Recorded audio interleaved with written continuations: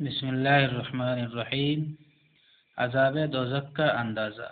رسول خدا صلی اللہ علیہ وسلم نے فرمایا، دوزخیوں میں سب سے ہلکا عذاب اس شخص پر ہوگا جس کی دونوں جوتیاں اور تسمے الگ آگ کے ہوں گے، جن کی وجہ سے ہانڈی کی طرح اس کا دماغ کھولتا ہوگا اور سمجھے گا کہ مجھے ہی سب سے زیادہ عذاب ہو رہا ہے، حالانکہ اس کو سب سے کم عذاب ہوگا۔ بخاری و مسلم شریف کی ایک روایت میں ہے کہ رسول خدا صلی اللہ علیہ وسلم نے ارشاد فرمایا، قیامت کے دن ایک ایسے دوزخی کو جو دنیا میں تمام انسانوں سے زیادہ لذت اور عیش میں رہا تھا، پکڑ کر ایک مرتبہ دوزخ میں غوطہ دیا جائے گا۔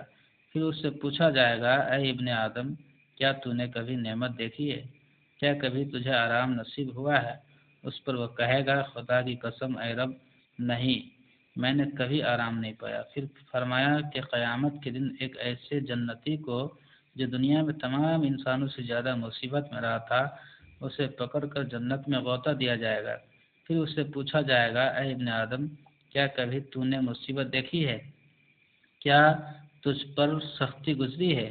وہ کہے گا، خدا کی قسم رب، مجھ پر کبھی سختی نہیں گزری، اے رب مجھ پر کبھی سختی نہیں گزری اور میں نے کبھی مصیبت نہیں دیکھی۔